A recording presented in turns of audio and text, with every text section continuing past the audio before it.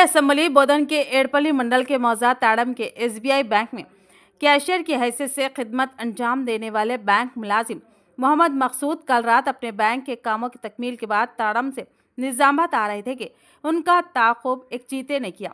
बताया गया है कि मोहम्मद मकसूद को बैंक का काम खत्म करने में ताख़िर हुई थी और वह करीब 7 बजे अपने बैंक से निकले। उस वक्त तक अंधेरा हो चुका था।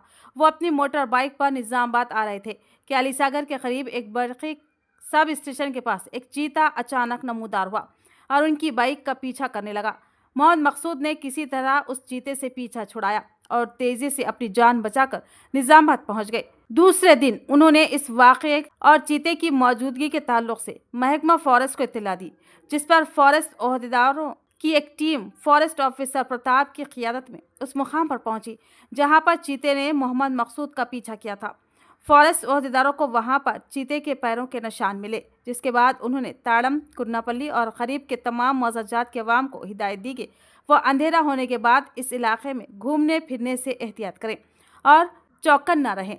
उन्होंने बताया कि वह जल्द ही इस मामले की इत्तला अपने आला ओहदेदारों को देंगे और पुरखतर इलाकों में सीसीटीवी कैमरों की तनसीब को यकीनी बनाएंगे।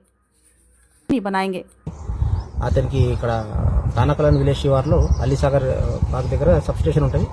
ఆ సబ్ స్టేషన్ దగ్గర చెడా ఉంటుంది.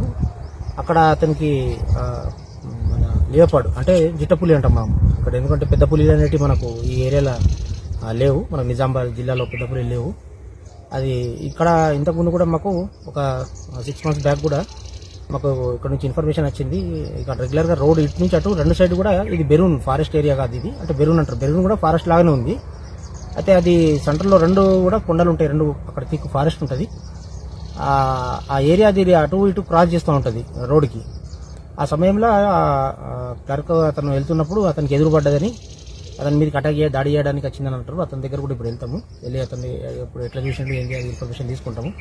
ఈ ఏరియా ఇప్పుడు మేము పొద్దు నుంచి గాలిస్తున్నాము. ఇక్కడైతే ఏమో అనుమానాలు మాకు ఏమో అనిపించలేదు. అంటే ఇక్కడ మొత్తము రాకీ ప్యాచ్ ఉన్నది ఇది. కానీ మేము ఇక్కడ మా అఫీషియల్స్, మా హైయర్ అఫీషియల్స్కి ఇంటిమేట్ చేస్తాము. ఇక్కడ ట్రాప్ కెమెరాస్ కానీ కేజెస్ కానీ పెట్టడానికి పర్మిషన్ ఇవ్వండి అని చెప్పేసి చెప్తాము. ఎందుకంటే ఇక్కడ లోకల్ విలేజర్స్ కూడా చాలామంది భయపడుతున్నారు.